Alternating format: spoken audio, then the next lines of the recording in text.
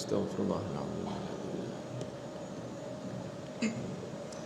A'udzubillahi minasyaitonirrajim. Bismillahirrahmanirrahim. Assalamualaikum warahmatullahi wabarakatuh. Naam, alhamdulillahi rabbil alamin. Nahmaduhu wa nasta'inuhu wa nastahdihi wa nastaghfiruh wa natubu ilayh.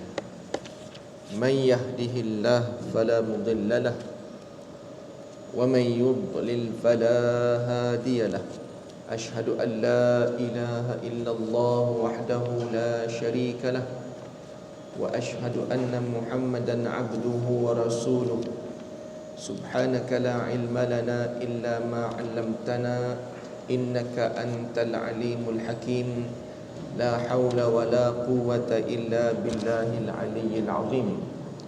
Allahumma la sahla illa ma ja'altahu sahla wa anta taj'alul hazna idza syi'ta sahla.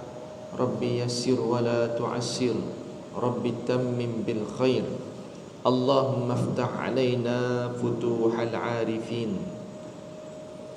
Allahumma nawwir qulubana binuril Qur'an. Allahumma nawwir qulubana binuri hidayatik kama nawwartal arda binuri syamsika abadan abada. Alhamdulillahirabbil alamin. Amma ba'du. Mari kita mulakan dengan suratul Fatihah. A'udzu billahi minasy syaithanir rajim. Bismillahirrahmanirrahim. Alhamdulillahi rabbil alamin. Ar-rahmanir rahim. Maliki yaumiddin. Iyyaka na'budu wa iyyaka nasta'in. Ihdinas siratal mustaqim. صراط الذين أنعمت عليهم غير المغضوب عليهم ولا الضالين آمين. نعم. Khabar semua sihat? Hari ni berapa Ramadan kita? 12 ya, 12 Ramadan. Jadi ada 18 hari saja lagi Ramadan untuk kita. Pejam celik ya, dah 12 Ramadan. Kejap masa berlalu. Ni dia dah masuk, dah tengah-tengah Ramadan ni, kita rasa lagi cepat lah kot ya. Sebab duk sibuk fikir baju raya, kuih raya apa semua. Kita sedar dah raya dah ya. Ala kulli hal, kita berdoa pada Allah, mudah-mudahan masa yang kita ada di bulan Ramadan ni kita penuhilah dengan benda-benda yang berfaedah ya. Naam, sebab Nabi sebut dalam satu hadis, walaupun sanadnya lemah tapi maksud dia itu betul. Nabi kata, kalau umat aku tahu kelebihan Ramadan ini, la tamannat ummati ayyakuna ramadanu as-sanata kullaha. Nescaya umat aku akan mengimpikan supaya Ramadan ini dia berlaku sepanjang tahun. Maksudnya the whole our life is Ramadan. Dia nak kalau begitu, kalau boleh, kalau tahu, maknanya ramai yang tak tahu dah tu. Cuma perkara tu tak berlaku. Nabi nak bagi tahu begitu berharganya, bernilainya Ramadan ini. Kalau kita tahu, pasti kita kata, ya Allah, kenapa sebulan je, kenapa tak setahun? Ya, masya-Allah. Jadi alhamdulillah Allah rezekikan kita bertemu kali ini, dan supaya Allah panjangkan umur dapat kita bertemu yang akan datang pula. Amin ya rabbal alamin.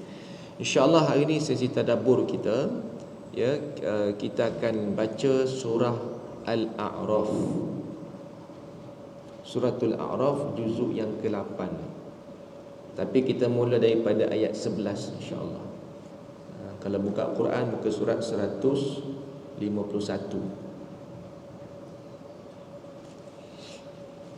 Nah, saya baca, lepas tu ikut boleh ya? Lepas tu nanti kita akan tengok maksudnya. Kita baca daripada ayat 11 ya. Muka surat 151 bawah.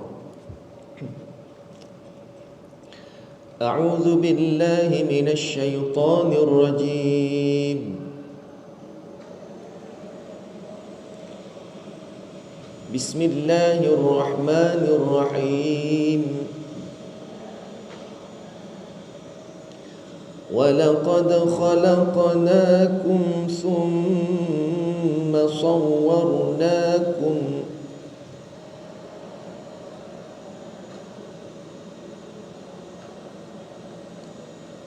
ثم قلنا للملائكة اسجدوا لآدم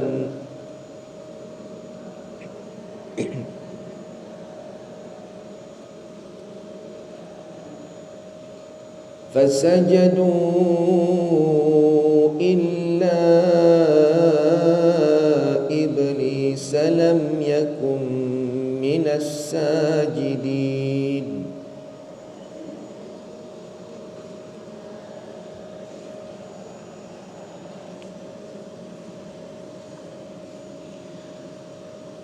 قال ما منعك ألا تسجد إذ أمرتك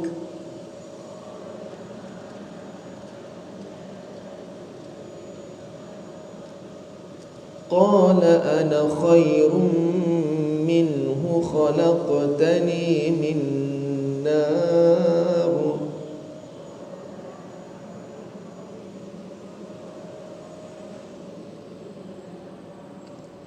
وخلقته من طين.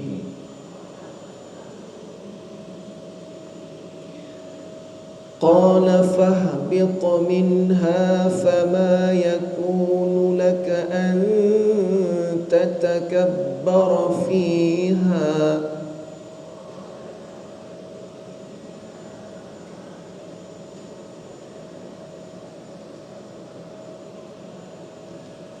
فاخرج إنك من الصاغرين.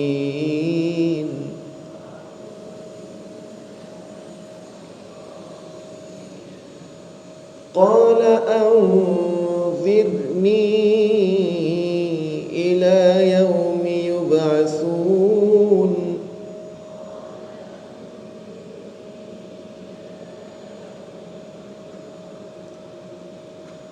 قال إنك من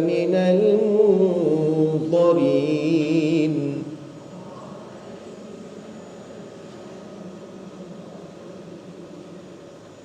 قال فبما أغويتني لأقعدن لهم صراطك المستقيم.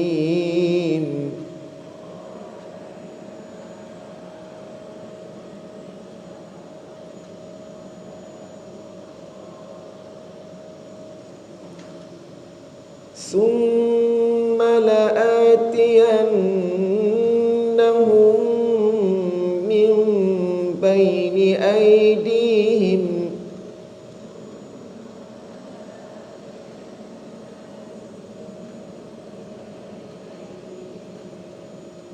ومن خلفهم وعن أيمانهم وعن شمائلهم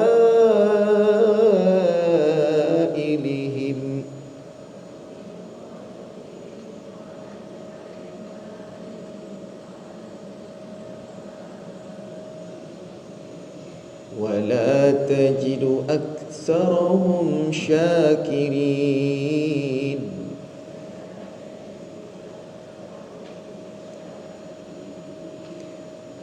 قال اخرج منها مذءوما مدحورا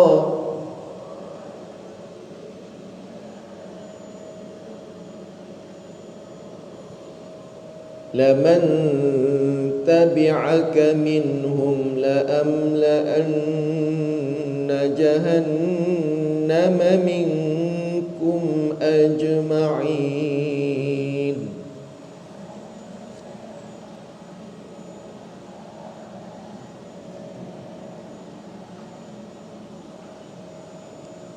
صدق الله العظيم. Nanti tengok sampai mana kita sempat. Kita berhenti kat situ dulu insya-Allah. Baik, kita lihat pada ayat 11. Ayat 11, walaqad khalaqnakum, dan sesungguhnya kami telah menciptakan kamu. Siapa kamu ni? Yakni Adam alaihi salam. Summa sawwarnakum, kemudian kami membentuk tubuhmu sempurna.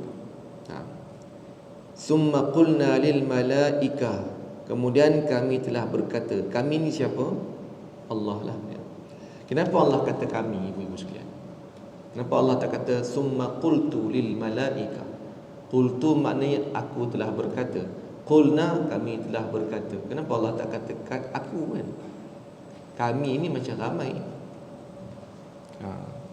Kenapa Allah kata kami, tak kata aku? Ya. Okay, kalau kita lihat dalam Quran, ada kala Allah kata aku, ada kata Allah kata kami. Tapi dua-dua maksud merujuk kepada Allah Ta'ala yang satu. Walaupun kami tetap Allah yang satu. Tapi apa beza dia? Beza dia ialah kalau Allah kata aku, ia lebih kepada ayat akidah ataupun tauhid. Sebagai contoh dalam surah Az-Zariyat ayat 56, Allah kata wama khalaqtul jinna wal insa illa liya'budun. Tidak aku ciptakan jin dan manusia melainkan untuk mengabdikan diri pada Allah. Allah kata aku. Kenapa? Kerana kalau bab mengabdikan diri, ibadat ini, akidah, tauhid, Allah kata aku. Ya, maknanya Allah yang satu, Esa. Tapi kalau Allah kata kami, itu lebih menunjukkan kekuasaan Allah. Yang berkaitan dengan kekuasaan Allah, tentang keagungan Allah ni, Allah kata kami. Bukan menunjukkan ramai, tetapi menunjukkan kekuatan kekuasaan Allah itu. Saya buat contoh macam ni supaya kita faham. Contohnya saya seorang. Saya lah, ya, saya seorang diri. Katakan saya nak menikah.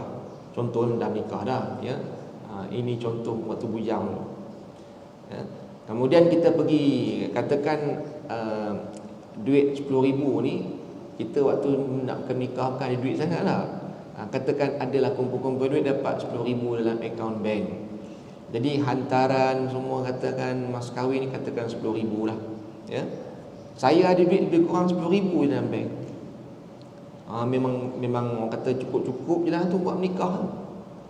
Jadi saya pun pergi bank, saya pun buat keluar duit 10,000. Nak jadi cerita, ada perompak yang sedang menunggu di luar. Perompak ni dia bukan seorang, dia ramai. Dia ada geng. Kita katakan geng ni geng kapak lah, ya. Sebab setiap perompak ni ada pegang kapak seorang satu, gangster. Saya keluar daripada bank, saya telah dikerumuni oleh perompak-perompak ni tadi, geng kapak ni tadi. Saya seorang-seorang dan geng ni kata ada 10 orang. Duit ada 10,000 ni. Okey, sekarang ni macam mana saya nak menyelamatkan diri supaya mereka tak ambil duit saya? Okay, contoh, kalau saya kata kepada perompak tersebut, koma lah orang Perak dia, koma jangan main-main dengan awak, awak tu saya lah, aku, itu bahasa Perak, bahasa KL Renang lah. Kamu semua jangan main dengan aku. Sekali aku tumbuk seorang-seorang mati. Takut tak perompak tu? Dia gelak je. Sebab apa, ibu-ibu sekalian? Sebab dia tahu, alah dia ni seorang-seorang dia, kan? Seorang-seorang dia. Kita ni ada kapak, sekali kita orang tetak kepala mati. Jadi dia tidak ada kegerunan sedikit pun dalam hati musuh ni. Sebab saya kata, kamu semua jangan main dengan aku. Tapi kalau saya kata kepada perompak ni, kamu semua jangan main-main dengan kami. Saya seorang, tapi saya kata jangan main-main dengan kami.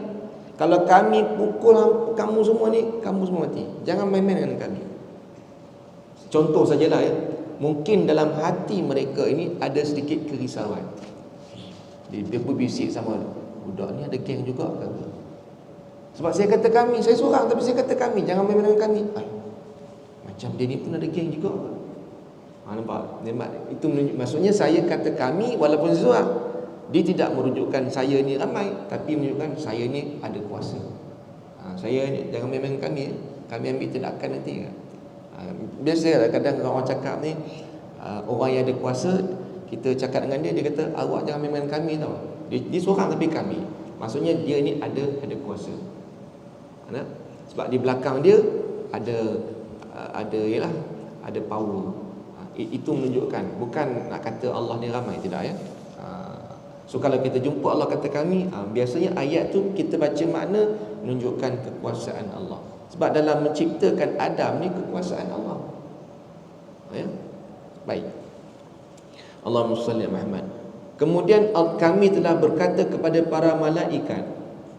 Malaikah jamak ya. Kalau satu malaikat, malaikah malaikat. Kalau satu malaikat apa dia? Kalau satu malaikat malakun. Malaikatu para malaikat. Satu malaikat malak. Mim lam kaf ya. Jadi Allah telah memerintahkan kepada para malaikat supaya usjudu. Okay, kalau satu malaikat kita kata apa? Usjud ya. Contohnya kalau kita suruh anak kita sujud, kita kata usjud. Sujudlah kamu. Tapi kalau anak kita ramai, kita kata apa? Usjudu. Sujudlah kamu. Ya. Sebab malaikat ni kan ramai, maka Allah kata usjudulah. Itu dari segi nahwunya lah ya. Tata bahasanya. Allah perintah supaya sujudlah kamu kepada Adam. Maka mereka pun sujud pada Adam, kecuali iblis. Yang mana iblis itu lam yakum minas sajidin, iblis tidak termasuk antara mereka yang bersujud. Naam. Allahumma salli ala Muhammad. Jadi kisah ni kisah yang diulang. Awal-awal Allah cerita dalam surah Al-Baqarah lagi kan. Jadi bila kisah ini diulang-ulang, itu menunjukkan cerita tu penting. Ya, bukan saja-saja Allah nak ulang. Bila Allah ulang maknanya kena ambil berat kisah ni. Bukan hanya sekadar cerita, tapi pengajaran dia banyak. Baik. Allahumma salli ala Muhammad.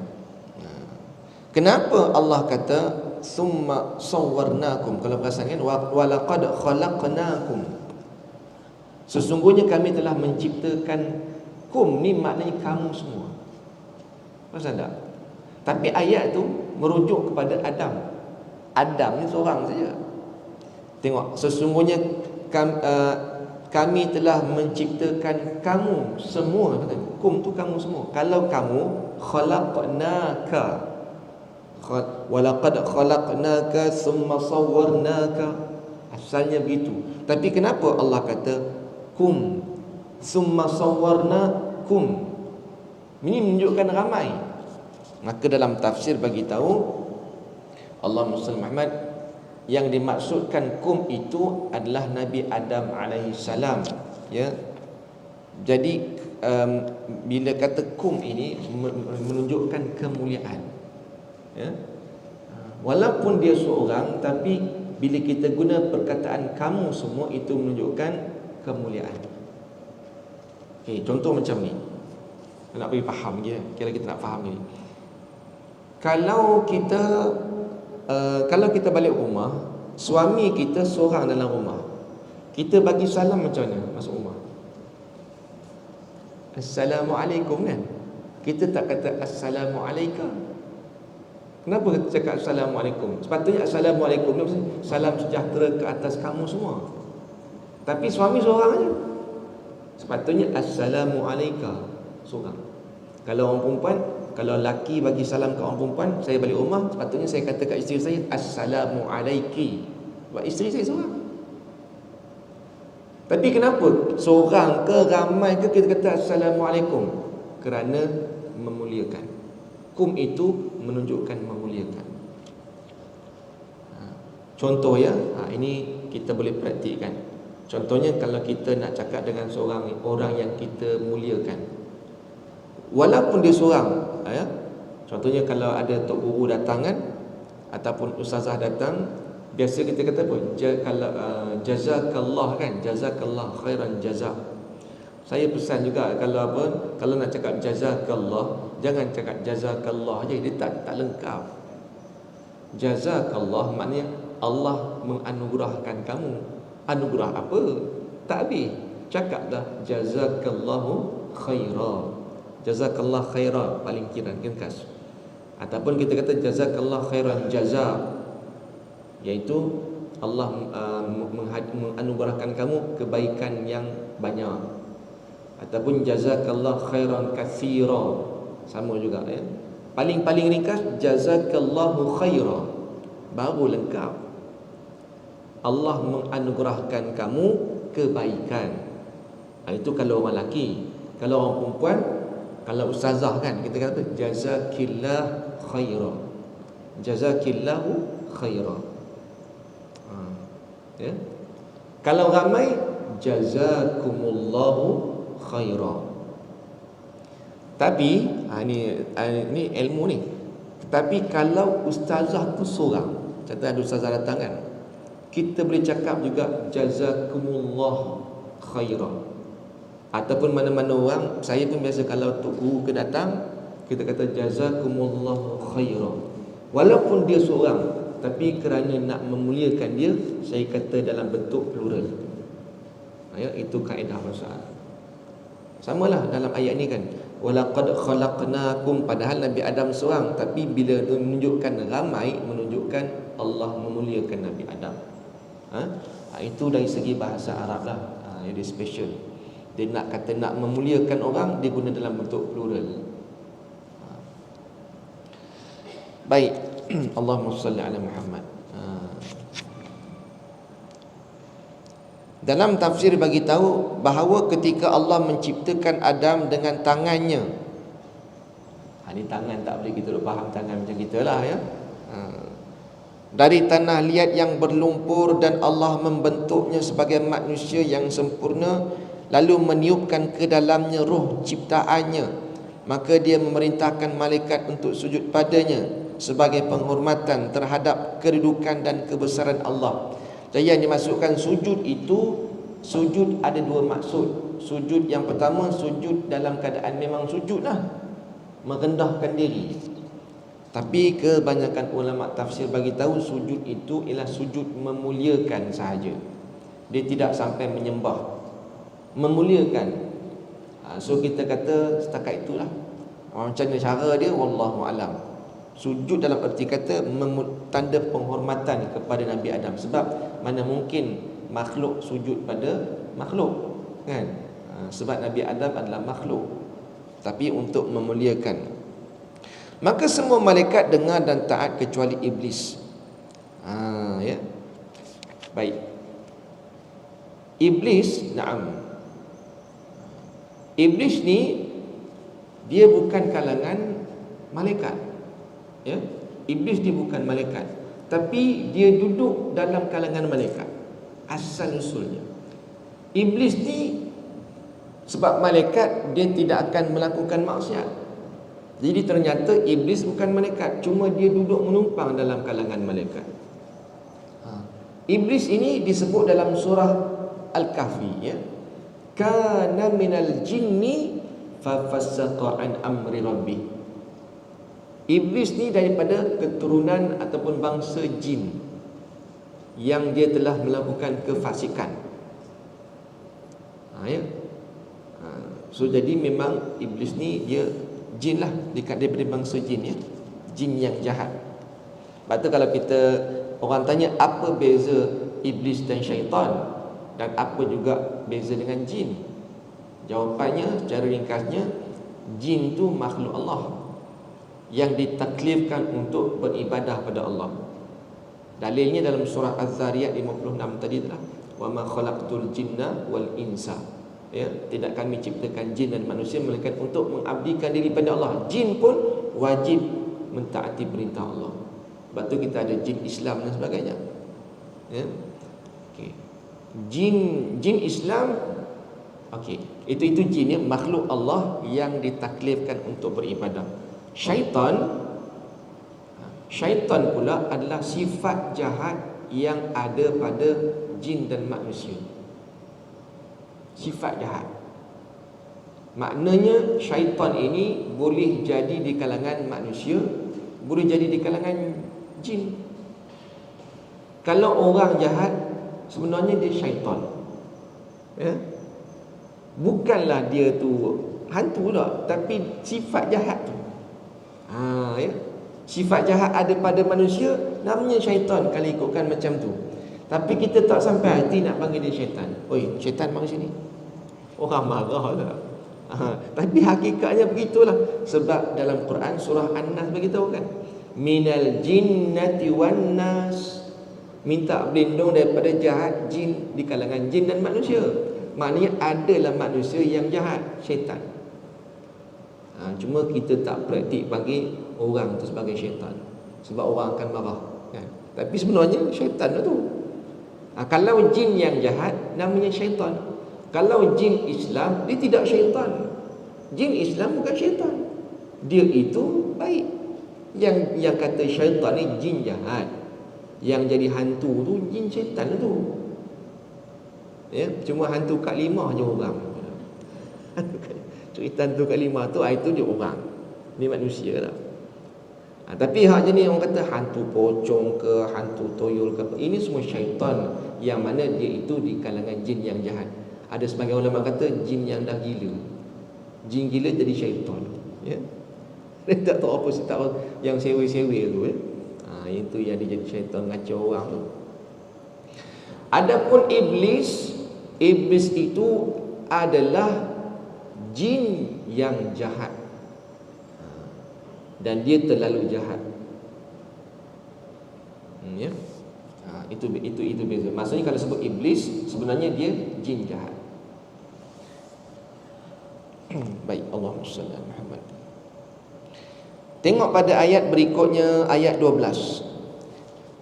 Tengok ya, ini dialog ya, dialog Allah dengan iblis setelah dia tak nak sujud pada Nabi Adam. Tengok kata Allah, qala, Allah Ta'ala telah berfirman, ma mana'aka alla tasjuda id amartuk. Apakah perkara yang menghalang kamu untuk sujud kepada Adam ketika aku menyuruh kamu sujud pada dia? Allah Ta'ala tanya. Lalu dia menjawab, Qala yang kedua ni siapa punya jawab? Iblis jawab. Tadi qala yang pertama Allah Ta'ala tanya, qala yang kedua ni iblis yang cakap. Telah berkata siapa? Iblis. Ana khairun minhu, aku lagi baik daripada dia, kata iblis. Khalaqtani min nar, aku dicipta daripada api. Wa khalaqtahu min tin, Adam tu dicipta daripada tanah. Itu dakwaan iblis. Ya. Baik, Allahumma salli ala Muhammad. Betul ke dakwaan iblis ni? Okey, yang pertama dia kata aku ni lagi baik pada dia. Itu apa nama? Kenyataan orang yang sombong, yang dia rasa dia betul. Sebab tu guru kami pesan, dia kata antum kalau ada rasa diri lagi baik pada orang, hati-hati, itu sudah kena penyakit iblis. Walaupun sikit. Bila kita bisik dalam hati kita, I am better than him. Bahaya tu. Contoh-contoh ya, kita ni rajin tadarus Quran kan, baca Quran tiap-tiap hari, juzuk-juzuk. Ada yang dah habis khatam, ulang kali kedua. Tengok-tengok suami kita, nyalah malahnya ngaji Quran kan. Kita pun ngaji di sebelah suami kita buat tak tahu je. Dalam hati kita cakap apa? Aku lagi baik pada suami aku. Tu dah ada penyakit iblis tu.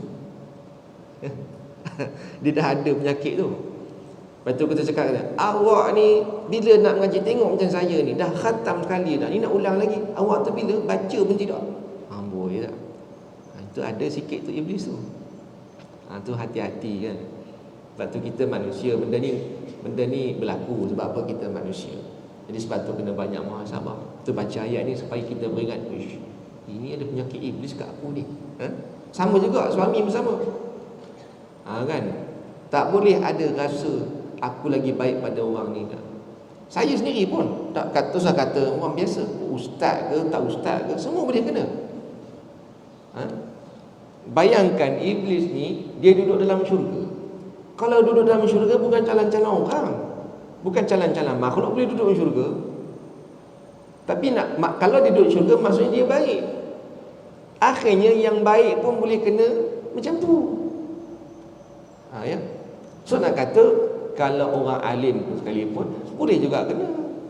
Kan? Kalau saya kata saya bercakap depan ni, saya kata aku ni lagi baik, macam-macam suka reti ni. Kalau menipu ni percaya je. Kalau itulah kena penyakit iblis juga tu. Kalau saya kata aku lagi hebat. Walaupun kita ada pangkat ke nama ke pengaruh, tapi tak boleh ada rasa macam tu. Sebab tu ya Imam Al-Ghazali ajar pada kita macam mana kita nak buang ada rasa besar diri ni. Imam Ghazali kata, bila engkau berjumpa dengan orang yang lebih muda daripada kamu, cakap dalam hati, Imam Ghazali kata, cakap dalam hati, sesungguhnya orang muda ni lagi mulia daripada aku. Sebab apa? Dosa dia tak banyak. Nak dibandingkan dengan aku yang umur dah 50, 60 ni, tengok anak muda merempit kan. Ini semua ni kita menyumpah. Betul lah kita marah. Tapi kalau dia fikir balik, anak-anak yang merempit tu, mereka tu dosa tak banyak macam kita kan. Sebab umur dia orang baru 15 tahun. 15 tahun jahat-jahat dia orang pun dosa kita lagi banyak lah, sebab umur kita panjang daripada dia. Kita marah dengan akhlak dan sikap mereka lah. Cuma dari segi dosa pahala ni, kita kata mungkin dia lagi mulia daripada kita kerana dosa dia kurang daripada kita. Kemudian kata Imam Ghazali, bila engkau berjumpa dengan orang yang lebih tua daripada kamu, maka cakap dalam hati, sesungguhnya orang tua daripada aku ini lagi mulia daripada aku. Kerana apa? Amalan dia lagi banyak daripada aku, pahala dia lagi banyak pada aku. Contoh saya, umur saya 30-an. Berapa umur saya? Rahsia lah ya. Katakan umur 30-an. Kemudian ibu-ibu mungkin katakan 50, 60 contoh kan. Kalau nak diikutkan, saya baru jumpa Lailatul Qadar baru berapa kali. Tapi ibu-ibu sekalian dah jumpa Lailatul Qadar 60 kali lah. Maksudnya lagi banyak lah pahala dapat. Solat ibu-ibu lagi banyak daripada saya. So maknanya orang muda dari segi ibadatnya sikit berbanding orang tua. Maknanya orang lebih tua daripada kita itu lagi banyak pahala dia dapat. So maknanya dia lagi mulia daripada aku, kata Imam Ghazali, supaya nak hilang perasaan takabur tu. Kemudian Imam Ghazali kata, bila engkau berjumpa dengan orang alim, orang yang berilmu daripada engkau, maka katakan dalam hati kamu, orang ini lebih mulia daripada aku kerana ilmu dia, amalan dia kan, kefahaman dia itu maknanya dia lagi mulia kerana dia lebih mengetahui daripada aku. Jadi kita kata aku ni hina daripada dia, aku lebih, orang kata apa? Dia lagi mulia daripada aku lah. Dan Imam Ghazali kata, bila engkau berjumpa dengan ahli maksiat kan, contohnya ini bekas banduan ke apa kan, ataupun ahli maksiat, kata dalam diri, dia lagi mulia daripada aku. Kenapa pula? Kerana boleh jadi waktu dia mati husnul khatimah. Walaupun jahat-jahat dia, kod-kod esok dia mati dia dalam keadaan yang baik daripada kita. Yang kita ni belum tentu mati husnul khatimah lagi. Ada orang yang jahat dekat dunia ni, ahli maksiat, tapi bila mati yang baik. Kan ada pegawai penjara pernah cerita, ni saya pernah ada seorang hamba Allah, dia ni pegawai penjara. Dia cerita banduan yang sampai kat tali gantung. Ada banduan, kalau sebut banduan kita kata orang jahat kan. Sampai ke tali gantung ni satu kesalahan besar, dosa dia banyak lah tu kan. Kalau ikutkan gitulah. Dan sungguh bila dia dikenakan hukuman gantung, pegawai ni cerita, waktu di dalam penjara tiap-tiap malam bangun tahajud.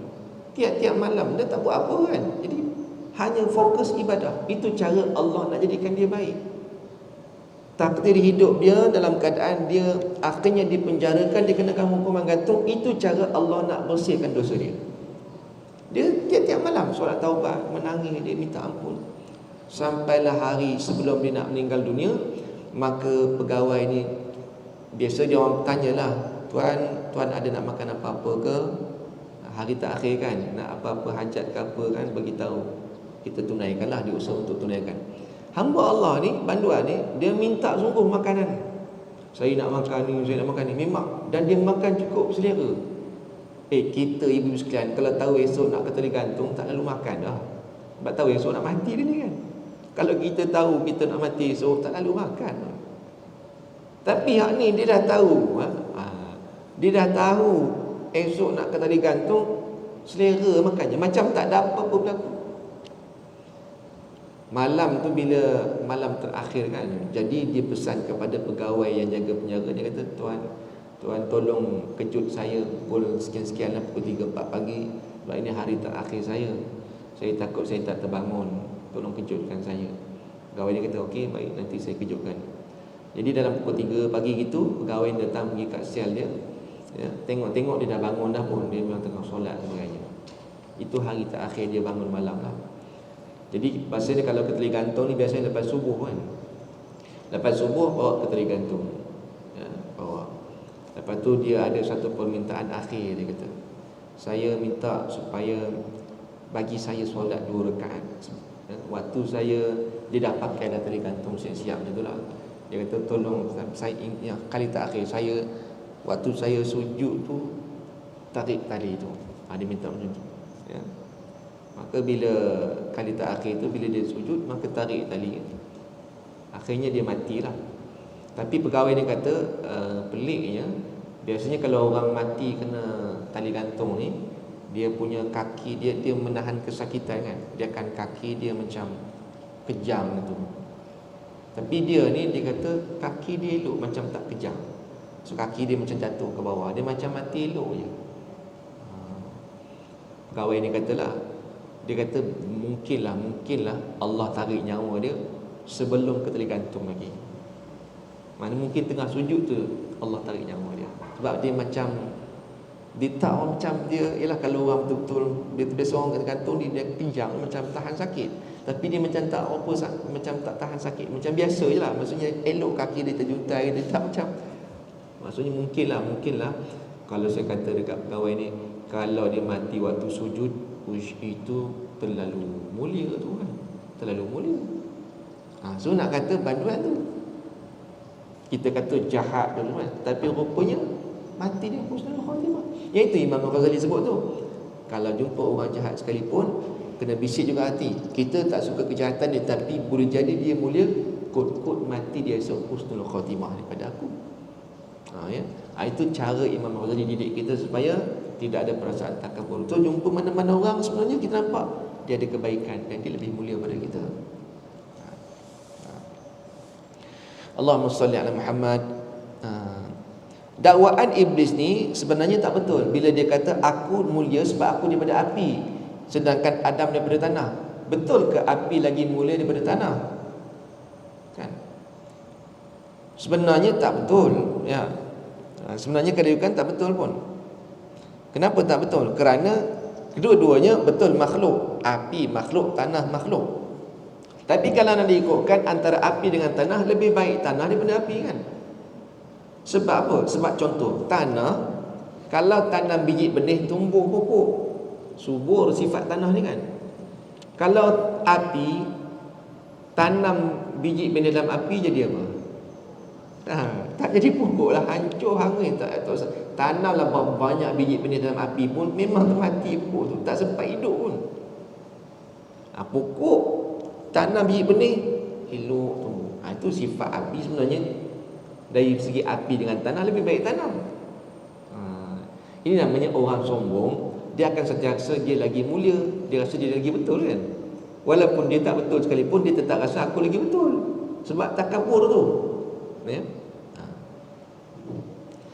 Api kalau kecil boleh buat main kan. Kalau besar dimakan orang. Tanah kalau kecil-kecil, kita boleh buat main. Yang besar, kalau besar pun, kalau kita tambak tanah, dia makin meninggi, pun bermanfaat juga kan, membukit dia. Sebab tu manusia ni sifat tanah. Kita ni asal daripada tanah.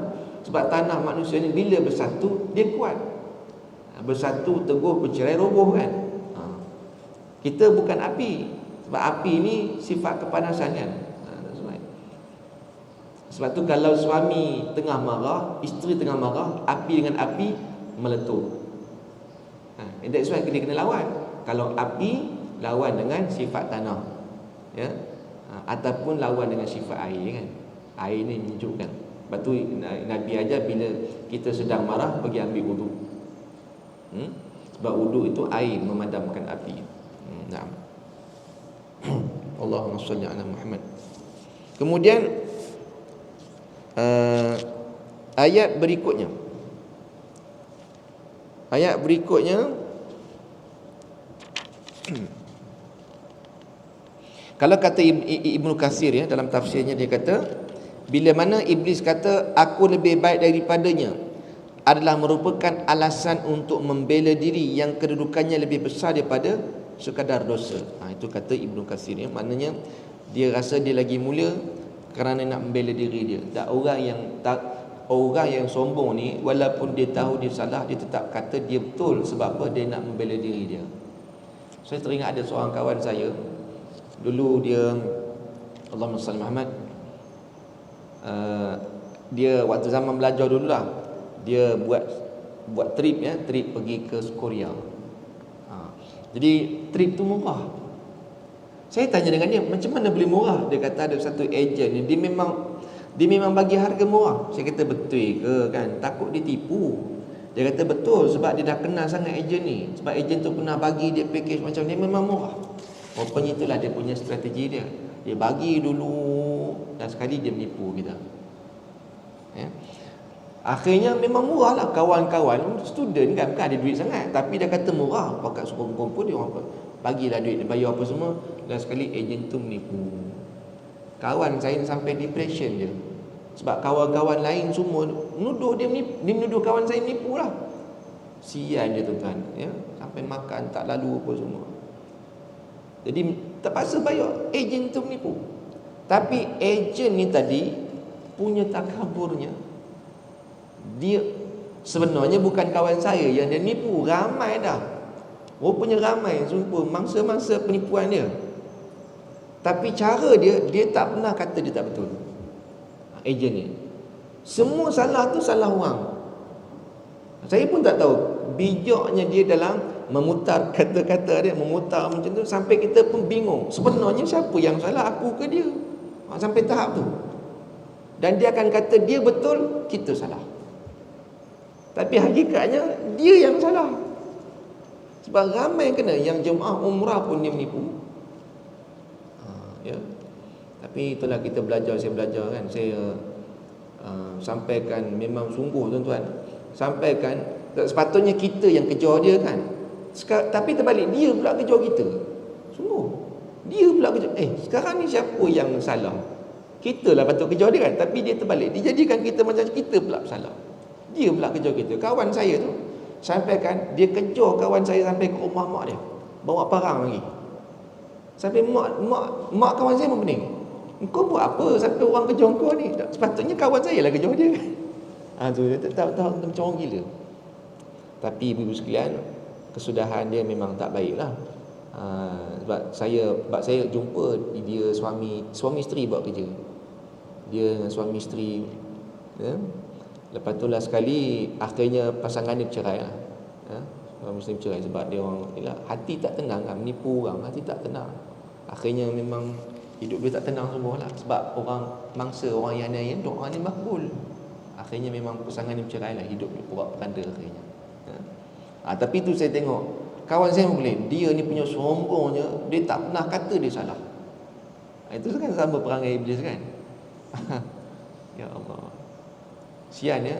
Rupanya ramai yang dah kena. Itulah, itu ciri-ciri skamer kan. Siapa yang terjebak dengan skamer ni memang payahlah. Sebab kita pusing-pusing pun last sekali kita rasa kita pula yang salah. Nah, sebab skamer ni ciri-cirinya ada sifat iblis kat dia. Ya, Allah. Allahumma salli Muhammad. Okey, ayat yang ke-13. Qala, siapa yang cakap ni? Allah Taala cakap. Allah Taala berfirman, fahbit. Fahbit maknanya turunlah kamu, minha, daripadanya, nya tu syurga. Turunlah kamu daripada syurga ini. Tu menunjukkan iblis duduk dalam syurga. Asal usulnya syurga mana kita tak tahu. Sebab dan tak perlu tahu pun syurga mana. Syurga kan ada banyak tingkatan kan. Syurga mana kita tak tahu, tapi kita kata secara umum syurga. Ya. Ada dalam Quran ni Allah tak cerita semua kan. Contohnya kalau kita tengok surah Yusuf kan.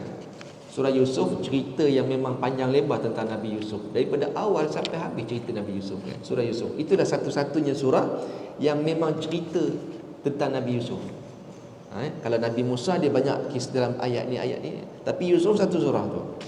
Tapi walaupun satu surah, banyak lagi perkara kita tak tahu tentang Nabi Yusuf. Allah tak cerita semua.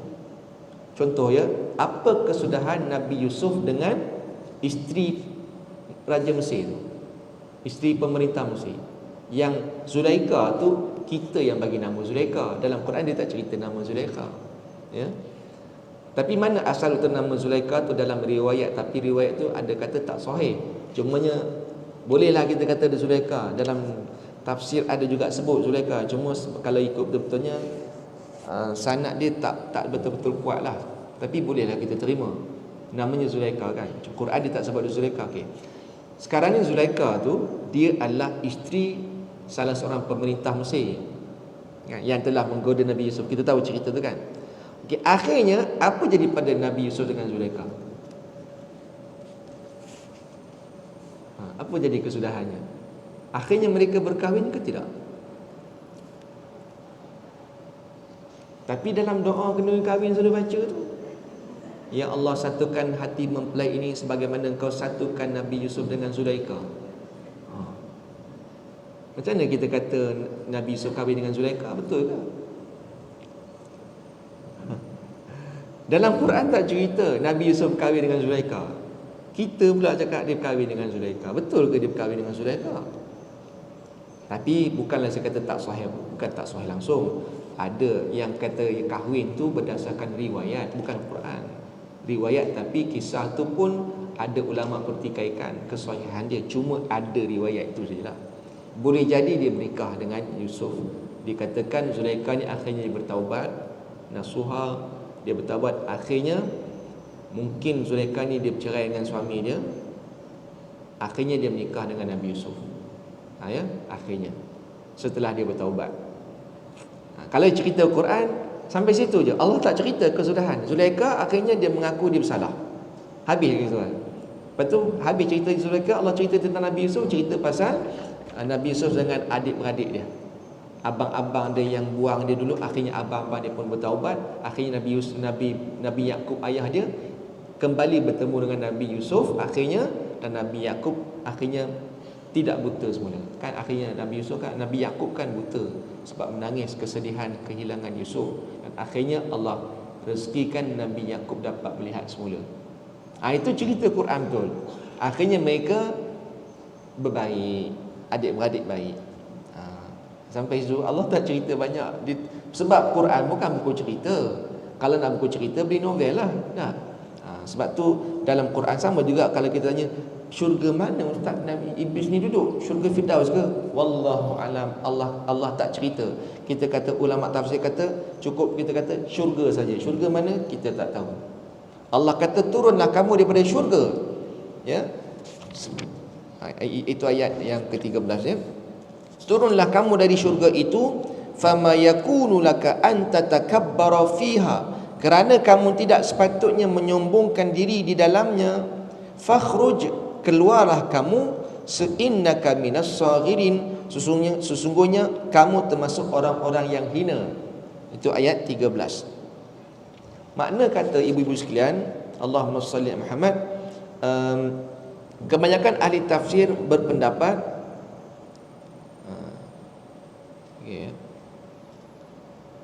Okey, baik. Allahumma salli Muhammad. Yakni disebabkan Allah kata turunlah kamu daripada syurga, yakni disebabkan kemaksiatan yang kamu lakukan terhadap perintahku dan keluarnya kamu dari ketaatan kepadaku. Jadi maknanya iblis ini dia tidak ikut perintah Allah, sebab tu Allah kata keluar. Jadi siapa yang tak ikut perintah Allah, siapa yang tidak taat pada Allah, memang dia jauh daripada syurga. Sebab asalnya iblis dia taat, akhirnya dia tidak taat pada Allah. Bila tak taat pada Allah, jauh daripada syurga. Allah kata tak layak, sebab orang yang hanya taat pada aku saja yang layak masuk syurga. Dan satu lagi, iblis ini dia ada sifat takabur. Kerana Allah kata orang yang makhluk yang ada takabur, dia tak layak duduk dalam syurga. Maknanya kita ni kalau nak duduk, nak jadi ahli syurga, kena buang sifat takabur. Siapa yang ada sifat takabur memang bukan sifat ahli syurga, itu sifat ahli neraka. Sebaiklah benda ni manusia kan, dia takabur ni dia penyakit hati lah kan.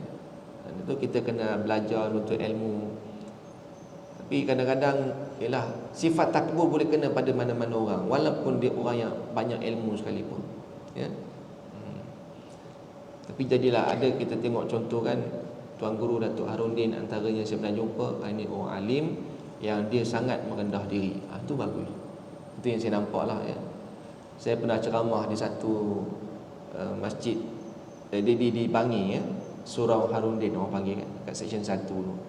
Waktu saya kuliah subuh pagi tu, pengurusi telefon suruh panggil saya kuliah subuh, saya pergilah. Rumah Datuk Harundin kan, Tuan Guru kat dekat situ kan. Selalu dia tak ada, tapi waktu saya mari kuliah tu betul-betul depan saya. Betul-betul ni meja dia dekat sana, dekat dengan saya, depan sekali. Waktu kuliah subuh, saya bila nampak Tok Guru ni libang libu dia buat. Libang libu lah, Allah apa hal lah. Kita ni tak ada ilmu kan. Tengok Tok Guru ada, ya Allah, saya rasa nak berhenti cepat. Dalam hati saya kata, kenapa pengurusi tak beritahu yang Tok Guru ada kan.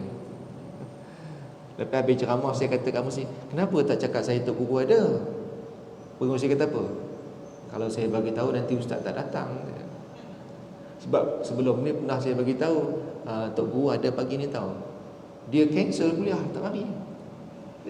Segan lah ya, dengan Tok Guru kan.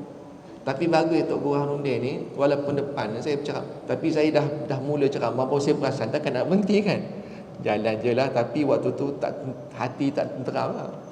Caranya saya tak tengok sangat dia lah. Saya tengok sekali-sekala je daripada tengok orang lain. Tapi sekali-sekala saya pandang dia, Tok Guru tu nampak dia tengok macam orang sedang belajar lah. Dia tak nampak macam bagus dia budak tak ada kan. Nampak dia macam mengikuti pengajian lah dengan baik kan. Macam orang biasa, macam student lah kan. Lepas habis ceramah, saya pergi dia peluk saya. Dia kata apa? Terima kasih banyak ilmu anda dapat daripada enta. Terima kasih banyak-banyak. Oh dia gitu lah. Kita dengar ya Allah kan. Tawaduknya Tok Guru ni. Sebenarnya bukan saya seorangnya, ramai orang kata Tok Guru memang sifatnya begitu. Dia tak pernah rasa dia pandai, walaupun dia dipangkat Tok Guru dah kan. Bahkan pernah kan dia mengajar kitab fiqh manhaji, kitab fiqh Imam Syafi'i. Anak murid dia ramai, anak murid bukan calang-calang juga, profesor kan. Jadi ada seorang prof ni pernah cerita dalam pengajian kitab fiqh manhaji tu, Tok Guru ni ada silap sikit. Tapi adab kan, adab anak murid, kesilapan tu bukan kesilapan besar. Jadi anak murid ni takkan nak malukan Tok Gurunya. Jadi selepas pengajian, prof ni pergi jumpa Tok Guru. Ni prof ni cerita kat saya, anda pergi jumpa dia, anda cakap, Tok Guru minta maaf lah, saya cakap ni, saya minta maaf lah kan. Tadi waktu Tok Guru mengajar tadi ada kesilapan sikit. Tok Guru kata apa? Ya Allah, betul ke? Dia tak ada kata aku ni nak mengaji lagi banyak dengan kau lah, tak ada. Dia tak ada kadang air muka berubah, tak ada. Kadang-kadang orang ni dia sombong, dia air muka berubah. Kau nak cakap aku Tok Guru kot. Tok Guru kata ya Allah, terima kasih lah ya Allah, terima kasih tegur anak. Kadang tu lah anak tak perasan juga. Dia maknanya dia tak menyombong dengan ilmu dia. Tapi itulah, orang begini susah nak jumpa kan. Dan hidup dia sangat berkat lah ya, Tok Guru ni. Ini antara ulama yang saya kagum lah, sebab saya nampak depan mata saya lah. Dan satu lagi, memang Tok Guru ni rezekinya luas kan, rezeki dia luas. Dan tak tahulah mana mari rezeki yang banyak kat dia, kan? Berapa kali pergi haji, bukan dalam keadaan dia bukan nak pergi haji, tapi Allah jemput dia pergi haji dengan cara orang yang buat dia pergi haji. Rezeki dia luas. Lepas tu orang yang tak sombong ni, orang yang tawaduk ni, orang yang merendah diri di hadapan Allah, biasanya Allah sayang kat dia dan Allah bagi rezeki dia banyak kat dia. Jadi tak rugi jadi orang yang merendah diri. Jadi orang sombong rugi. Orang tak suka, Allah tak suka. Bila Allah tak suka, tak ada berkat. Pernah tak dengar cerita Tok Guru Harundin ni, Allahumma salli Muhammad, ya? Saya tak tahu saya pernah cerita ke tidak. Pernah cerita ke? Kalau pernah cerita lupa. Ya. Macam ada kan di Bangi ada pusat dakwah, apa nama dia? Dia mendidik daripada Sabah Sarawak datang kat sini, dia orang train dia orang supaya dia orang balik ke negeri dia orang dan dia orang buat kerja dakwah. Pusat ni, jadi waktu tu almarhum Tok Guru ni dia penasihat. Dalam mesyuarat nak bina kompleks tu, dalam mesyuarat dia orang bincanglah berapa waktu nak buat binaan bangunan tu. Jadi kurang 200,000 lebih kurang. Ni sahabat saya Ustaz Fakhrul cerita. Dia kata dalam mesyuarat tu dia ada. Dia kata Tok Guru tanya berapa lagi kita perlu duit ni. Jadi kita kata, dia orang kata dalam 200,000 lagi. Kita duk cari dana lagi lah, tak cukup lagi 200,000. Tok Guru kata tak apalah, ana dulukan duit ana dululah. Ana bagi 200,000, jadi siapkan cepat kompleks ni. Ya, tangguh-tangguh pun tak seronok juga. Kemudian dia kata kalau dapat dana esok, sumbangan ke apa, barulah pulang balik duit tu. Jadi dia kata dia hutangkan dulu lah 200,000 ni. Okey, jadi dia bagi 200,000 tu. Jadi bila dah siap bangunan tu semua, dia orang pun dah dapat collection 200,000 tu, nak pulang baliklah hutang dia. Kemudian Tok Guru kata apa? Tak apalah, 200,000 tu ana halalkan sajalah. Ya. Memang pemurah. Tu tak cerita yang dekat Langkawi tu kan. Yang di Langkawi tu, almarhum ni ada satu hamba Allah ni, dia jumpa Tok Guru, dia kata saya nak minta pandangan Tok Guru. Dia kahwin, isteri dia hamil. Jadi dia tak sedia nak mengandung. Jadi dia tanya boleh tak saya nak suruh isteri saya gugurkan kandungan. Jadi Tok Guru nasihat jangan. So Tok Guru bagi nasihat kat dia jangan apa semua. Jadi dia ambil keputusan dia tak gugurkan kandungan. Bila bersalin anak tu, hamba Allah ni panggil Tok Guru lah untuk tahnik. Tok Guru pun datang tahnik, nak meraihkan dah tahnik apa semua. Bila dia nak balik, ketika itu hamba Allah ni dia salam lah, kata bagi sampul kat Tok Guru. Tok Guru ni kata tak payahlah, saya datang nak meraihkan saja, tak payah bagi apa-apa kan. Kata ni hajat saya ambil Tok Guru. Jadi orang berhajat kan, Tok Guru ambil lah kan. So rupanya dalam tu ada cek nilainya 1 juta RM atas nama Tuan Guru tu. Kalau ibu-ibu dapat cek 1 juta nak buat apa? 1 juta duit atas nama sendiri tau. Mana tu hak kita tu. Kalau nama orang lain payah juga kan. Ni nama kita sendiri. Dah siap tantangan 1 juta RM. Kalau pergi kat bank memang clear lah. Masuk akaun kita. 1 juta nak buat apa? Dapat. Demam seminggu kan. Tapi Tok Guru ni dia tak rambang mata kan. Dia tak rambang mata. Mana tu kata dia tak jatuh cinta dengan dunia pun, tak terikat dengan dunia. Lepas tu duit kita telefon hamba Allah ni. Kenapa bagi sampai juta ni? Dia kata tak, itu hadiah saya Tok Guru. Dia bukan rasuah sebab tak ada keperluan, tak ada kepentingan apa pun kan. Lainlah dah dapat projek, tak ada apa. Ini hadiah saya Tok Guru, ambil lah. Memang saya niat nak bagi hadiah. Banyak sangat ni, kata apa, terpulang lah Tok Guru nak buat apa, itu hak saya bagi hadiah kat Tok Guru. Duit tadi tu Tok Guru buat apa? Dia pergi bagi 100 juta tu, dia bagi di masjid kat Langkawi tu. Tu saya pergi Langkawi. Waktu tu saya pergi dengan Ustaz Yaakob Yusra. Ustaz Yaakob kata, "Syekh, inilah Masjid Harundin."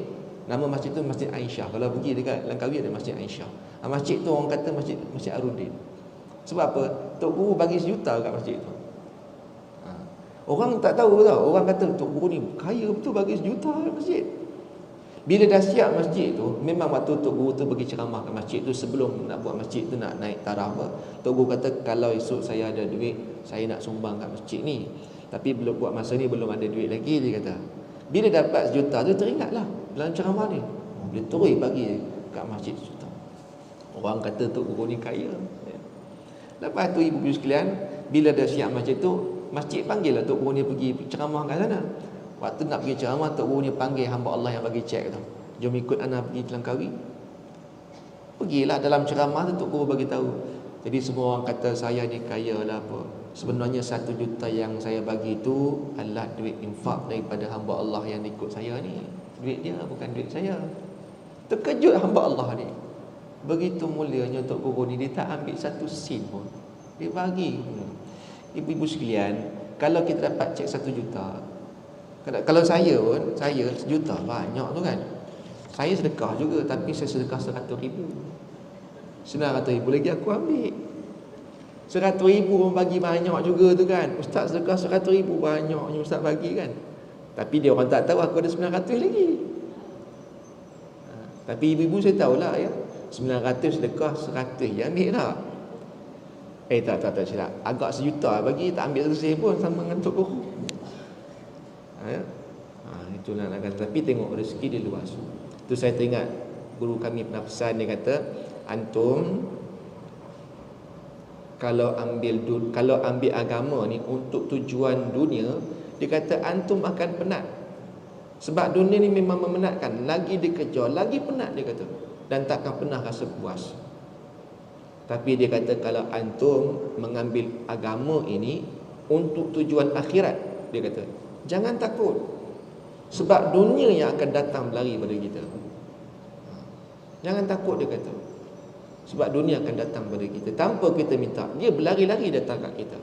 Sama macam Tok Guru saya nampak. Dia bukan kejar dunia, tetapi mana ada berniaga pula. Dia darul syifa je lah. Ya. Tapi rezeki datang mencurang-curang. Orang pergi haji apa semua. Jadi nak kata, jadilah orang yang bersifat yang seperti itu. Jangan jadi macam iblis yang ada sifat sombong. Mudah-mudahan Allah kurniakan kita rezeki untuk kita memiliki sifat-sifat kehambaan seperti para ulama, orang-orang yang soleh. Amin ya rabbal alamin. Kemudian ibu-ibu sekalian, pada ayat 14, qala anzirni ila yaumi yub'atsun. Allah Taala ayat 14 Allah kata apa? Iblis yang jawab. Iblis jawab, berilah aku tangguh sampai waktu mereka dibangkitkan. Mereka ni siapa? Sampai kiamat. Dia minta supaya iblis ini, dia minta supaya umur dia panjang. Allahumma salli ala Muhammad. Lalu pada ayat 5, ayat seterusnya Allah kata, qala innaka minal munzarin. Allah berfirman, sesungguhnya kamu termasuk mereka yang diberi tangguh. Maknanya dekat sini Allah telah mengkabulkan apa yang diminta oleh iblis. Dikarenakan dalam hal itu terdapat hikmah, iradah, keinginan dan masyiah, yakni kehendak, yang tidak ada seorang pun yang dapat menentang dan melawan hukumnya. Dan Allah sangat cepat perhitungannya. So kita tanya soalan, kenapa Allah bagi dekat iblis? Sedangkan Allah dah murka kat iblis, kenapa Allah bagi? Maka Ibnu Katsir kata, itu rahsia Allah yang kita tak tahu. Tapi ibrahnya untuk kita ibu-ibu sekalian, iblis yang dia minta pada Allah dalam keadaan Allah murka pada dia pun Allah bagi. Yang kita bukan iblis, takkanlah Tuhan tak bagi tak? Ke ada iblis dalam masjid ni? Tak ada, kita bukan iblis kan. Nak kata iblis, Allah memang Allah lah confirm murka kat dia. Memang ternyata sesat. Memang Allah jauh daripada rahmat Allah, pun Allah bagi. Ya.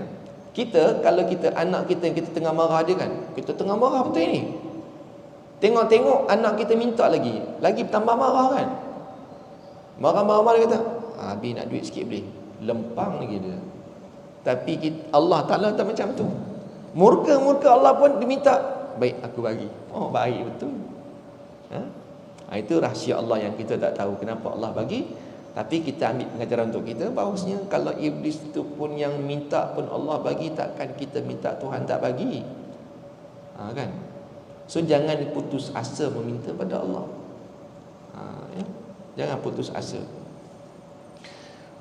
Baik, Allahumma salli ala Muhammad. Sebenarnya doa kita ni mustajab, dengan syarat kita ikut perintah Allah, tinggal larangan Allah, dan tidak ambil benda-benda haram. InsyaAllah doa kita makbul. Cuma tinggal lagi cara makbul tu, itu kerja Allah. Dalam hadis bagi tahu makbul doa ni 3 cara. Nombor 1, Allah segerakan, itu makbul. Biasa pergi Mekah Madinah kan, tengah-tengah bisiknya tengok dapat betul kan? Itu namanya doa mustajab, on the spot, segera dapatnya. Saya pun pernah jadi macam tu. Dia selalu solat jenazah kan tiap waktu. Terdetik hari tu, macam mana rupa jenazah kat Masjidil Haram ni kan, tengah cakap gitu, bersusun jenazah lalu atas kepala kita. Sudah, Tuhan tunjuk betul-betul atas kepala berlalu, susun, meremang belum nak tengok sangat kan. Allah bersusun satu. Ya Allah, depan mata atas kepala je. Nah, itu biasa kan dekat Mekah. Banyak ibu-ibu pun pengalaman kan Mekah ni. Itu doa cepat yang makbul. Tapi jangan lupa ada 2 lagi. Yang kedua, Allah tangguhkan. Tangguh sampai bila? Wallahu a'lam. Mungkin dah mati, rupa-rupa dapat dekat akhirat esok. Minta dunia tak dapat, mati, akhirat baru dapat. Tangguh sampai ke akhirat esok. Makbul tak? Makbul, tapi dapatnya kemudian. Doa supaya anak jadi al-hafiz. Tengok-tengok tak hafiz-hafiz tu kan. Ya. Sampai kita mati, aku nak sangat anak aku ni al-hafiz, tapi seorang pun tak ada. Penat doa Ramadan berapa kali dah Ramadan doa tak dapat-dapat. Makbul ke tak makbul doa kita? Makbul. Rupanya Allah jadikan cucu kita yang al-hafiz. Rupanya doa tok dia dulu, arwah toknya doa tu nak cucu jadi. Sebab bila tu saya kata, kalau kita taat perintah Allah, tak buat larangan Allah, tak ambil benda haram, insya-Allah doa mustajab. Tapi tak payah peninglah cara macam mana Allah nak bagi. Lainlah kalau ada benda haram. Benda haram ni bukan apa, dia menghalang, itu ya. Allah dengar tapi Allah tak suka sebab dia jadi penghalang benda haram. Sebab itu hadis Muslim. Hadis Muslim bagi tahu, bila kita berdoa ada benda haram, dia jadi Allah tak bagi, dia penghalang dia. Itu saya syarat tadi, kalau taat perintah Allah, tinggal larangan Allah, tak ambil benda-benda haram, insya-Allah doa kita mustajab. Cuma cara macam mana? Itu pulang betul. Cara yang ketiga mustajab ni, Allah ganti yang lain. Minta yang A dapat B.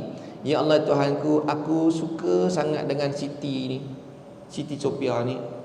Tolonglah jodohkan aku dengan dia ya Allah. Berdoa siang malam semua, tengok-tengok menikah dengan Siti Solihah. Minta Siti Sofia kahwin dengan Siti Solihah. Ya Allah, aku tak minta kahwin dengan si Solihah ni, aku nak dengan Sofia, kenapa kahwin dengan dia pula? Rupanya itulah makbul doanya.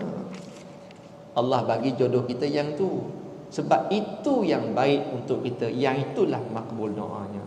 Allah bagi B. Ya? Macam ada seorang pensyarah saya pernah cerita, kawan dia, orang perempuan lah. Kawan dia ada 2 calon suami. Orang perempuan boleh kahwin satu je kan. Jadi mana satu nak pilih ni? Sebab dua-dua calon baik. Yang A baik, B pun baik juga. Kalau ikut hati berat kat A, tapi kalau jodoh dengan B pun dia okey juga. Jadi confused. Jadi pun buat istikharah, minta tengok-tengok urusan perkahwinannya mudah dengan C, B. Okeylah dia kata. Dah mungkin ini jodohnya. Selepas 10 tahun menikah, dapat berita kabarnya yang si lelaki A yang dulu yang antara calon tu, yang dia teringin juga dengan menikah dengan dia, tengok-tengok dia kata dia accident meninggal dunia. Baru nampak hikmah, patutlah Allah jodohkan aku dengan si B ni. Kalau menikah dengan A cepatlah jandanya. Ya. Nampak ya? Mana Allah bagi itu, kalau itu yang terbaik untuk kamu. So makna kata dalam doa ni kita buat kerja kita hamba, minta pada Allah. Bagi tak bagi, itu terpulang pada Allah. Jangan tak boleh kata-kata kenapa Tuhan tak bagi. No. Allah tu bagi. Ya. Cuma caranya mungkin belum lagi, ataupun Allah bagi yang lain. Kemudian pada ayat 17 ya. Pada ayat 16 Iblis menjawab, "Fabima aghwaytani la'aq'udanna lahum siratakal mustaqim." Kerana engkau telah menghukum aku tersesat, aku benar-benar akan menghalang mereka daripada jalan engkau yang lurus. Ya Allah ya. Tengok punya sombong tak sombong. Dia kata apa? Dia seolah menyalahkan Allah Ta'ala pula. Kerana engkau sesatkan aku. Macam tu bahasanya. Amboi sombongnya dia. Dia kata Allah yang sesatkan dia. Sebab apa? Takabur tadi tu kata takabur ni dia tak pernah rasa dia betul. Dia tak pernah dia rasa dia bersalah. Hatta dengan Allah pun dia kata soalan Allah yang tak betul. Kerana engkau sesatkan aku. Dahlah tadi Allah bagi kan umur panjang. Lepas tu dia kata engkau sesatkan aku, maka aku berjanji aku akan menipu daya anak cucu Adam ni daripada mengikut jalanmu yang lurus. Siratakal mustaqim. Kalau menurut seorang ulama namanya Syekh Ali As-Sabuni, ulama Suriah, dia kata siratakal mustaqim maknanya Islam. Maknanya dekat sini iblis tu akan menggoda kita supaya jangan ikut agama Islam. Jangan ikut agama Islam. Kemudian ayat yang ke-17, summa la'atiyannahum min baini aydihim. Kemudian iblis kata, tak cukup dengan tu kan? Cukup marah ni dia. Iblis ni cukup benci dengan kita ni. Dia kata apa? Kemudian aku akan mendatangi mereka dari arah muka mereka dan dari arah belakang mereka dan dari kanan mereka dan dari kiri mereka, dan engkau tidak akan mendapati kebanyakan mereka bersyukur, yakni taat kepada engkau. Nampak? Baik, Allahumma salli ala Muhammad. Itu dia punya ikrar dia kan, Allah. Maksudnya Imam Ibnu Katsir kata apa? Di depan ni iblis itu akan menggoda kita dalam keadaan dia menjadikan kita takut pergi ke depan. Takut pergi ke depan ni apa? Syurga, akhirat. Sebab tu yang melibatkan benda-benda syurga ni jadi kadang-kadang susah kan. Tengok nak baca kalau solat tarawih kan, Allahu Akbar, imam rasa macam lama je solat tarawih nak. Penatnya. Padahal bukan lama pun kan. 8 rakaat setengah jam. Kalau 20 rakaat lebih kurang sejam lebih sikit. Kalau ikutkan sejam lebih sikit bukan lama sangat kalau diikutkan kan. Tapi terasa 2 rakaat tu begitu lama. Imam kalau baca 2-3 ayat pun rasa macam panjang. Dengan mengantuknya dah. Habis bagi cukup 20 rakaat, cukup 8 rakaat, ya latif, segar biji mata. Lepas ni ada murid nak syaitan. Ya. Baca Quran.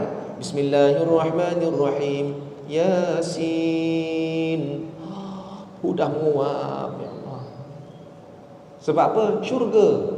Bila main syurga ni iblis dia goda kita supaya mengantuklah, tak seronoklah. Yasin dah menguap. Wal Qur'anil Hakim. Innaka laminal mursalin. Senyap. Rupanya dah lena. Jaga setengah jam. Astaghfirullahalazim. Tertidur pula kan. Sambung pula. Innaka laminal mursalin ala siratim mustaqim. Senyap lagi. Tidur lagi. Nak ngabirkan sesuatu yang berjam-jamnya. Tapi tengok YouTube kan, anak ibu tak tengok lah kan, ini baik belaka ni kan. Tapi kalau orang tengok cerita drama Korea, segar biji mata tak menentu. Kan ada orang tengok drama Korea ni 16 episod non-stop. Satu episod tak berhenti. Punyalah sampai menangis-nangis tengok cerita. Khusyuknya tengok cerita Korea tu. 16 jam non-stop, elok je. Tak mengantuk. Kalau ikut 16 jam tu 16 juzuk dapat. Dia boleh khatam cerita Korea tu. Tapi main Quran mari punyalah susahnya lah. Ya Allah. Syaitan kan. Dah depan kan. Dijadikan kita ni tak suka benda. Sedekah pun sama. Benda-benda begini jadi macam payah dia. Mari tabung berjalan, tabung sedekah berjalan. Mulalah jantung tu laju. Duk dah mari pula lah tabung ni. Nak masuk duit tu 100 ni menggigil 100 menggigil. Tapi kalau beli handbag berjuta berpuluh ribu, elok je tak menggigil tangan dah. Credit card ada. Syaitan kata apa? Handbag ni boleh buat masuk syurga katanya. Kalau sedekah ni jangan, tak masuk syurga. Itu pasalnya syaitan. Tahu saya kata ibu saya pun sama kena juga macam tu kan. Main sedekah ni berat je rasanya. Padahal Allah dah janji dah bagi itu dapat syurga, tambah lagi rezeki tu. Ya Allah ya. Okey, belakang pula kata Ibnu Katsir, Syaitan, iblis itu dia akan apa? Dia akan goda kita supaya kita seronok dengan benda yang tinggal di belakang. Apa dia? Dunia lah. Dunia akan tinggal di belakang. Kita pergi akhirat, dunia di belakang. Tapi masalahnya suka dunia. Tu yang Tok Guru pesan, kalau kamu kejar dunia memang penat dan takkan pernah puas. Oleh kerana itu, dunia tak salah. Tak salah, memang Allah jadikan dunia untuk kita. Ambil, tapi ingat-ingat sama. Jangan sampai kita cintakan dunia. Ya. Salah tak suka duit? Suka ibu-ibu suka duit ke tak suka duit? Suka tak duit? Tak suka? Suka. Kalau tak suka bagi saya. Suka, kalau tak macam mana kita ya hidup. Ada orang suka duit sebab dia nak bayar zakat banyak. Kalau tak ada duit banyak nak bayar zakat banyak, macam mana lah? Itu tak apa, tak cinta dunia. Yang cinta dunia ni suka duit banyak untuk buat maksiat banyak, untuk berfoya-foya. Itu cinta dunia. Definisi cinta dunia, kata seorang Tok Guru ni, Tuan Guru Haji Bakhit, dia kata cinta dunia itu maksudnya kita mencintai sesuatu perkara yang dengannya itu menjadikan kita mendapat kecelakaan bila kita mati. Itu definisinya. Saya ulang lagi kan. Cinta dunia maksudnya ialah kita menyukai sesuatu perkara yang dengannya itu menjadikan kita mendapat kecelakaan bila kita mati esok. Walaupun gelandangan sekalipun, minta macam, walaupun gelandangan pun boleh cinta dunia. Dia tak ada harta ustaz. Cinta dunia bukan kata orang miskin orang kaya. Orang miskin pun boleh cinta dunia. Contoh kan, kalau gelandangan kita, saya tak ada kata gelandangan tak baik. Ini saya nak bagi contoh, nak kata semua orang boleh kena cinta dunia. Jangan kata orang kaya cinta dunia, sebab saya jumpa banyak orang kaya tak cinta dunia pun. Yang dikatakan cinta dunia tu, katakan gelandangan tu, kita bagi smartphone kat dia, punya seronok dia, lalai dia duk main handset, main game, sampai solat pun tidak. Itu dah cinta dunia tu. Sebab handphone tu menjadikan dia dapat kecelakaan bila mati. Sebab kenapa kau ada handphone kau tak semayang? Kenapa kau ni? Satu handphone je, tak ada harta pun, tapi esok akhirat esok dia kena jawab. Itu cinta dunia. Baik. Jadi dia jadi, iblis akan tanamkan kita supaya cinta dengan dunia. Kanan pula Ibnu Katsir kata, iblis itu akan menjadikan hal ehwal Islam ni yang berkaitan dengan agama Islam jadi susah aja, betul tak? Bila berkaitan dengan Islamnya dia macam-macam isu lah. Payahlah, itulah, yang serba tak kena. Dan sebelah kiri pula kata Ibnu Katsir, iblis akan menanam dalam diri anak Adam supaya jatuh cinta dengan maksiat. Wal a'yadzu billah min dzalik. Dia tak puasa tak rasa bersalah, dia berzina rasa tak bersalah, dia ambil rasuah tak rasa bersalah. Okey je. Tak solat tak ada rasa. Sepatutnya bila orang tak solat dia rasa susah hati. Ya Allah, aku tak solat ni. Itu ada iman. Tapi kalau dia solat dia buat tak tahu je. Ini maknanya iblis telah menjadikan dia rasa seronok dengan maksiat. Ya. Allahumma salli Muhammad. Jadi tengok ya, dalam tafsir Imam Ar-Razi, dia ada sebut tentang ayat 17 ni. Bila mana malaikat tanya pada Allah, wahai Allah, kasihan dekat Adam, cucu cicit dia kan, semua tempat digoda depan, belakang, kanan, kiri, apa hainya kan? Allah kata kepada malaikat, jangan bimbang kerana ada dua lagi yang mana iblis tak dapat nak menggoda. Sebab iblis tak kata atas dan bawah. Maka ulama kata dalam tafsir tersebut, atas ini bila kita minta hidayah Allah, maka itu hak milik Allah. Iblis tak boleh sekat. Kita berdoa, ya Allah bagilah aku hidayah. Kalau Allah nak bagi, iblis tak boleh halang. Ya Allah jangan bagi hidayah kan? No. Allah kata ini kau tak boleh, ini aku punya. Jadi sebab tu kena minta hidayah selalu. Hidayah ni simboliknya daripada atas lah. Tu yang atas iblis tak kata, dia tak sebut. Sebab atas ni tempat hidayah, rahmat Allah. Kalau Allah nak bagi rahmat dia, Allah nak bagi hidayah, mintalah Allah bagi. Iblis tak boleh nak halang. Ya. Satu lagi di bawah, di mana bila kita sujud pada Allah, merendahkan diri pada Allah, ketika itu iblis tak boleh nak goda juga. Sebab tu orang yang banyak sujud pada Allah, insya-Allah Allah pelihara dia. Dan waktu sujud itulah kena ambil peluang minta betul-betul pada Allah. Kerana waktu itulah waktu kita dekat dengan Allah. Dan waktu itulah kita minta, ya Allah, tolonglah aku jauhlah daripada tipu daya iblis dan syaitan. Ibu-ibu sekalian, dalam hadis bagi tahu iblis ini di mana ada anak Adam, di setiap jalan yang ada manusia, iaitu cucu cicit Adam ni, di situ ada syaitan, ada iblis. Masuk dalam hutan seorang-seorang dia ada. Pergi dalam gua seorang-seorang dia ada. Di mana ada manusia dekat situ ada dia. Jadi itulah kita nak buat macam ni, depan belakang kanan kiri, itu godaan dia. Tapi yang kita ada dua peluang saja, atas dan bawah. Gunalah dua peluang ini, dua ruang ini untuk kita sungguh-sungguh minta kepada Allah. Wallahu a'lam. Ada soalan ke?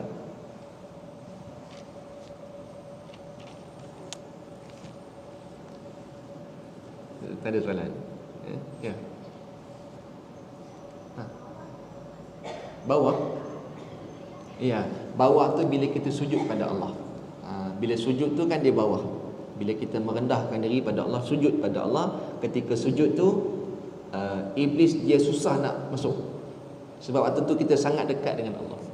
Time tu adalah waktu yang baik untuk kita minta. That's why bila kita sujud tu, waktu tu kita kena minta, ya Allah jauhkan aku daripada syaitan, iblis dan syaitan. Sebab waktu tu iblis dia tak boleh buat apa lah, ya. Waktu tu kita dekat dengan Allah. Itu dalam tafsir Imam Ar-Razi bagi tahu macam tu. Ada soalan ni?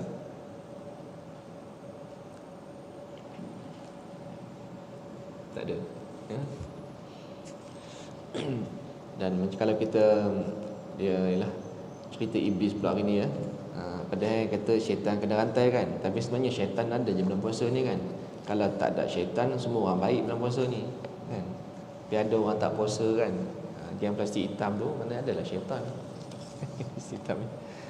Jadi syaitan tu macam biasa, cuma kita puasa ni dia punya dia payah nak buat kerja. Dia lemah lah. Itu maksudnya syaitan dia belenggu, kata ulama hadis, ya. Kalau pasal cerita iblis ni, ya, kita tak boleh nak lari sebab dia memang ada pun. Hatta Nabi Muhammad pun digodanya. Kalau kita baca buku Talbis Iblis kan, tipu daya iblis, saya baca kitab tu memang seram sejuk kan. Tipu daya dia kepada ulama, tipu daya dia kepada ahli fiqh, tipu daya kepada orang awam, semua ada tu. Ya. Jadi kita nampaklah macam mana cara dia, ya. Dan iblis pula ada anak-anak, antaranya anak-anak dia kan, dia ada keturunan dia. Antara keturunan namanya Dasim. Yang ni biasa dengar kan, Dasim. Dasim ni dia akan merosakkan hubungan suami isteri. Kerja dia itu je, dia tak ada kerja lain. Itu profession dia, ya. Kerja dia itu je. Suami isteri, dia akhirnya usaha untuk menceraikan suami isteri. Bukan suami isteri je, termasuk hubungan kekeluargaan, silaturahim, anak beranak, menantu. Ini kerja Dasim. Tugas dia memang memutuskan silaturahim, suami isteri, anak beranak, sepupu sepapat, pakcik makcik, semua. Ini kerja dia, ya. Dan ada lagi nama-nama iblis yang lain yang tugas dia masih ada, yang duduk di pasar, ada yang duduk kerjanya untuk memastikan orang berzina, ada yang kerjanya menjadikan kita ni rasa menyalahkan Tuhan. Dia ada tugas dia, skop kerja dia masing-masing. Wallahu a'lam. Maaf salah dan silap, yang baik pada Allah, yang Maha Tahu atas kekurangan kelemahan diri saya sendiri. Aqulu qawli hadza wa astaghfirullahal azim li wa lakum wa billahil hidayah wat taufiq. Assalamualaikum warahmatullahi wabarakatuh. Bismillahirrahmanirrahim. Alhamdulillah wassalatu wassalamu ala rasulil amin wa ala alihi wa sahbihi ajma'in. Allahumma faqihna fid din wa 'allimna at-ta'wil. Allahumma ij'al jam'ana hadha jam'an marhuma wa tafarruqana min ba'dihi tafarruqan ma'suma. Allahumma barik lana fi syahri Ramadan warzuqna lailatal qadr. Allahumma rabbana atina fid dunya hasanah wa fil akhirati hasanah wa qina adzaban nar. Wa sallallahu ala sayyidina Muhammadin wa ala alihi wa sahbihi wasallam. Alhamdulillah rabbil alamin. Subhanakallahumma wa bihamdika asyhadu an la ilaha illa anta astaghfiruka wa atubu ilaik. Bismillahirrahmanirrahim.